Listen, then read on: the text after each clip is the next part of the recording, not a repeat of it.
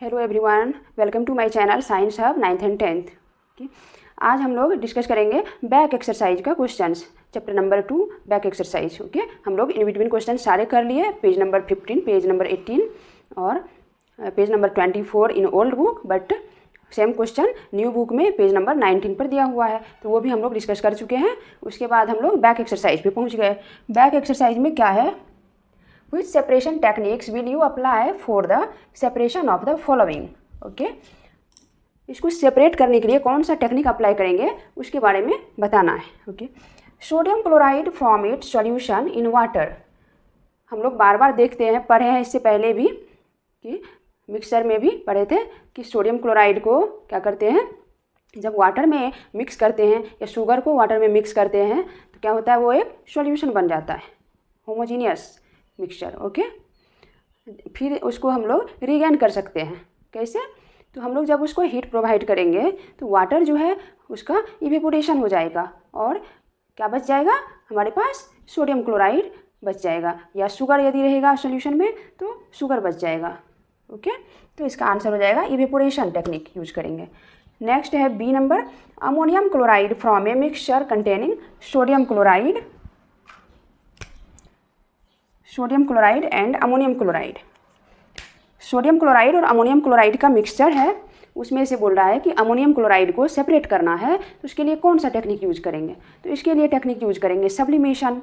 Sublimation इसलिए use करेंगे क्योंकि ये जो है अमोनियम क्लोराइड, इसको जब हम लोग 330 to 350 डिग्री सेल्सियस टेम्परेचर देते हैं तो ये क्या करता है, डायरेक्ट सॉलिड से गैस में कन्वर्ट हो जाता है, इसका सब्लिमेशन हो जाता है। तो हम लोग इसको, बट उस टेम्परेचर पे सोडियम क्लोराइड जो है वो बिल्कुल भी जैसे का वैसे रहता है, क्योंकि मेल्टिंग पॉइंट में डिफरेंस होता है। ओके, तो हम लोग क्या लिखेंगे, if we supply heat ammonium chloride sublimes. Ammonium chloride का सब्लिमेशन हो जाता है, सब्लाइम हो जाता है अमोनियम क्लोराइड। ओके, मतलब डायरेक्ट सॉलिड से गैस में कन्वर्ट हो जाता है। तो हम लोग क्या कर सकते हैं, हीट प्रोवाइड किए और अमोनियम क्लोराइड जैसे ही सॉलिड से गैस में कन्वर्ट होके ऊपर से कोई भी बीकर डाल दिए, मान लीजिए बीकर डाल दिए, उसके ऊपर से फनेल डाल दिए, तो फनेल पे क्या होगा, इसका स्टीम कलेक्ट हो जाएगा, उसको लेके हम लोग कूल डाउन करके अलग में उसको रख सकते हैं, तो उस तरह से सेपरेट हो जाएगा हमारा अमोनियम क्लोराइड। तो देखिए NH4Cl अमोनियम क्लोराइड का फॉर्मूला होता है, केमिकल फार्मूला। इसको जब हम लोग हीट किए 330 to 350 डिग्री सेल्सियस पर, तो ये हमारा ammonia gas plus HCl gas, इसको हम लोग अमोनिया बोलते हैं।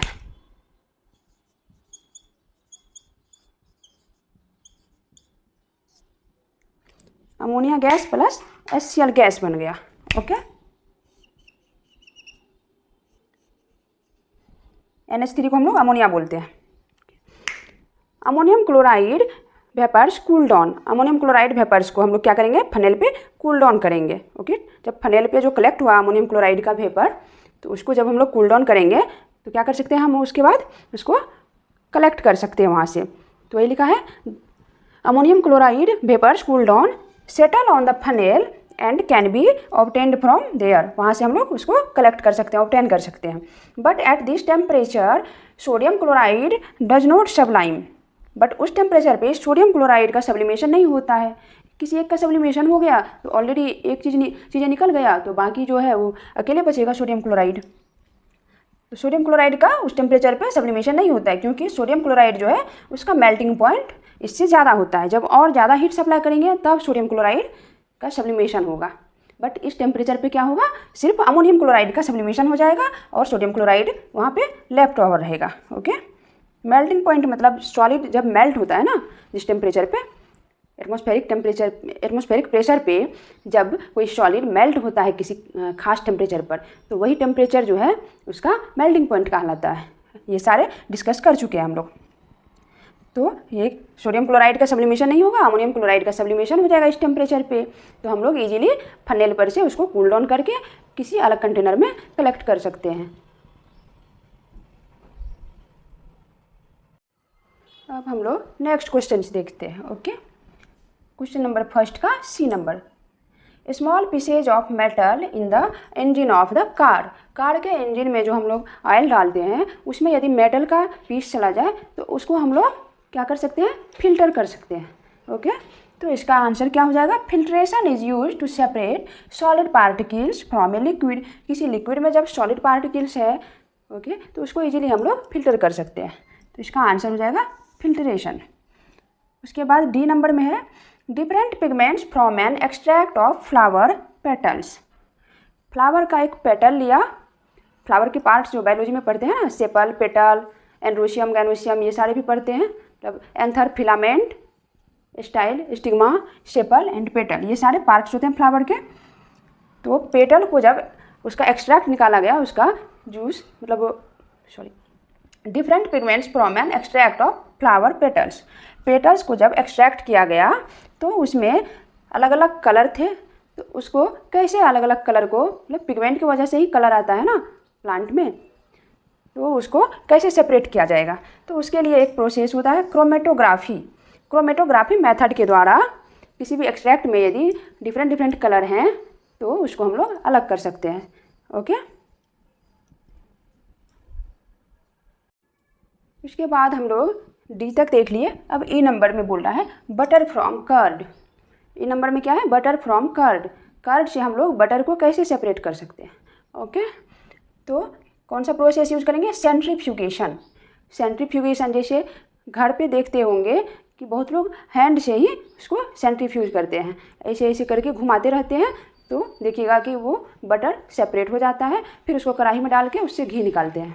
ओके, कर्ड से भी निकालते हैं या डायरेक्ट वो जो मिल्क का मलाई उतार के रखते हैं उससे भी ऐसे ही हैंड घुमा के सेंट्रीफ्यूज करते हैं, तो उसी प्रोसेस से किया जाता है। सेंट्रीफ्यूगेशन क्या होता है, in this process the jar containing the curd is rotated and the heavier curd is pulled outward against the wall.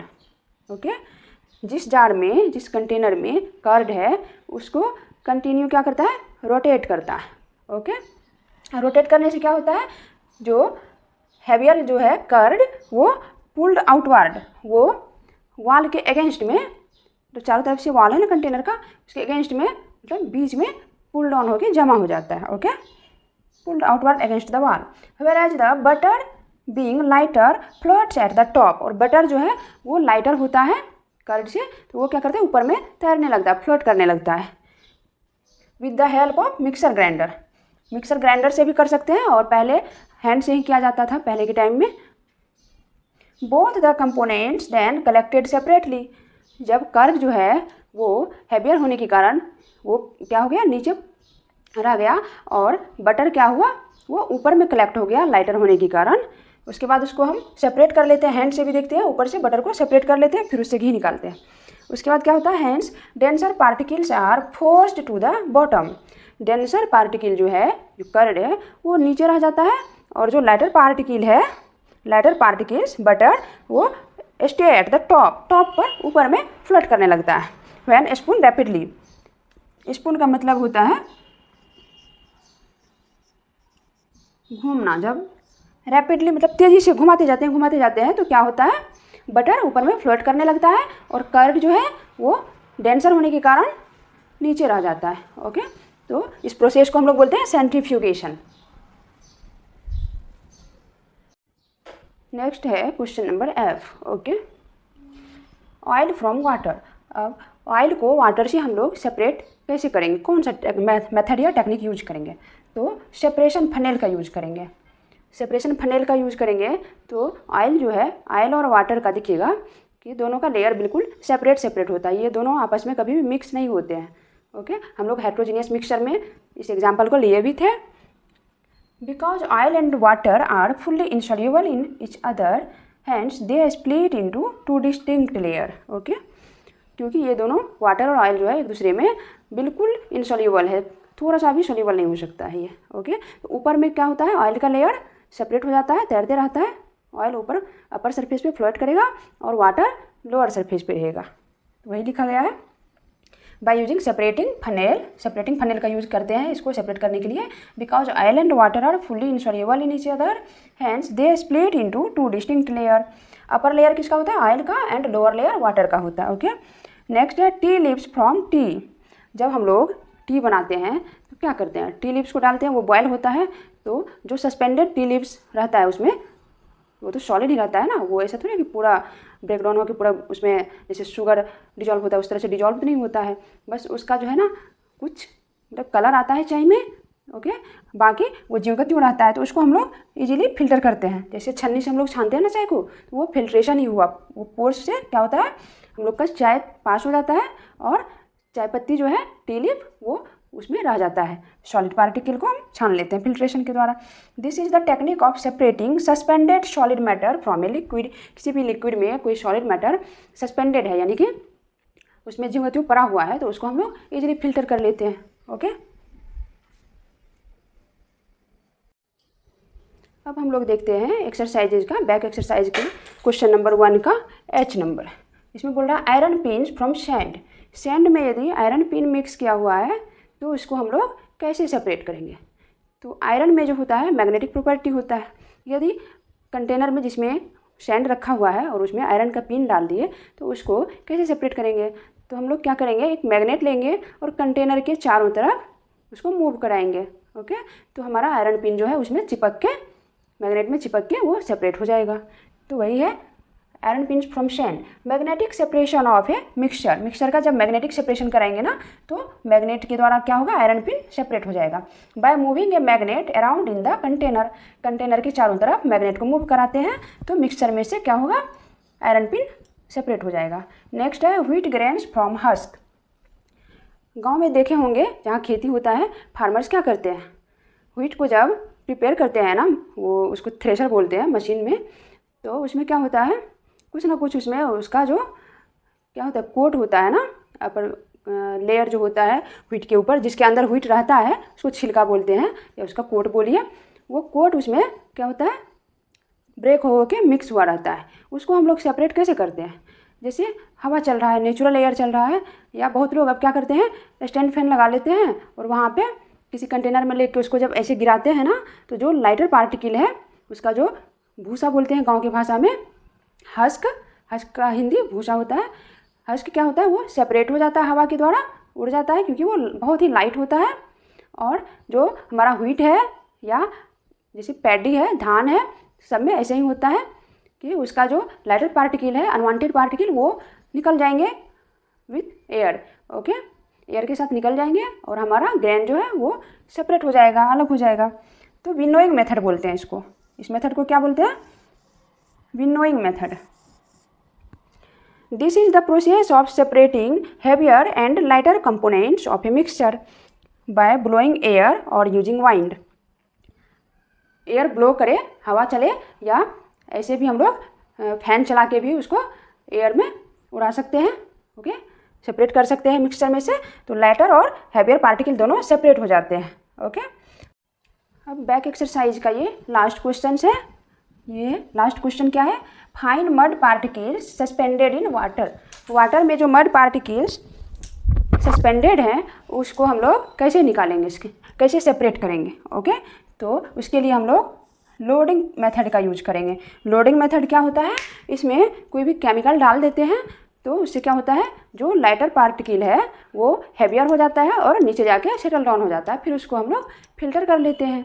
तो वही लिखा है, in this method some chemical substances like alum are added to the liquid. Liquid में हम लोग क्या करते हैं, एक केमिकल ऐड कर देते हैं। जैसे ले लीजिए एलम ही, जैसे फिटकरी है ना, उसको एलम बोलते हैं इंग्लिश में। इसको जब उसमें ऐड करते हैं लिक्विड में तो उसका रिजल्ट क्या होता है, if the suspended particles are lighter and do not settle down at bottom on their own. यदि सस्पेंडेड पार्टिकल जो है वो लाइटर है और खुद से बॉटम पे जाके वो सेटल डाउन नहीं हो रहा है, तो ये क्या करता है एलम, उसको हैवियर बनाता है ताकि वो वेट के कारण क्या होगा नीचे जाके सेटल डाउन हो जाएगा। कोई भी चीज़ ऊपर अपर सरफेस पे कब रहता है, जब वो लाइटर होता है, ओके। तो पार्टिकल को हैवियर बना देता है ये एलम, और पार्टिकल जब हैवी हो जाएगा तो वो सेटल डाउन हो जाएगा नीचे, ओके, बॉटम पे जाके सेटल डाउन हो जाएगा। फिर उसको हम लोग इजीली फिल्टर कर सकते हैं on the round. Then the loading process is use to make these particles heavier and settle at the bottom. तो लोडिंग प्रोसेस उसी को बोलते हैं। उसमें क्या होते हैं, जो सस्पेंडेड पार्टिकल है ना वो यदि लाइटर है तो उसको हैवियर बना देते हैं, और हैवियर होने के कारण वो नीचे जाके सेटल डाउन हो जाते हैं, बॉटम पे सेटल डाउन होता है। और जब बॉटम पे सेटल डाउन हो जाएगा तो उसको हम लोग ईजिली फिल्टर कर सकते हैं। Okay, see you in the next session. Next में हम लोग सेकंड नंबर क्वेश्चन करेंगे। फर्स्ट क्वेश्चन ही बहुत लंबा था, इसीलिए अब सेकंड नंबर क्वेश्चन एक्सरसाइज का नेक्स्ट डे करेंगे। और आप लोग के सिलेबस से ये सेपरेशन मेथड तो ऐसे इजीली हटा दिया है, बट क्वेश्चन के थ्रू कहीं ना कहीं वो अभी भी रखा हुआ है, तो इसीलिए क्वेश्चन के थ्रू आपको हम लोग मेथड को एक्सप्लेन भी करते जा रहे हैं। ऐसा नहीं है कि सिर्फ लिखा दिए कि इसके लिए लोडिंग मेथड यूज़ करते हैं, लोडिंग मेथड क्या होता है वो भी एक्सप्लेन कर दिए। सारे मेथड को एक्सप्लेन करते गए ताकि आप लोग इससे रिलेटेड और भी क्वेश्चन हैं तो उसको सॉल्व कर सकें। Okay, bye bye, see you in the next class. Channel को सब्सक्राइब करें और वीडियो को लाइक शेयर एंड कमेंट जरूर करें कि यदि कोई कमी है तो उसको हम लोग क्या करेंगे, इंप्रूव करने की कोशिश करेंगे।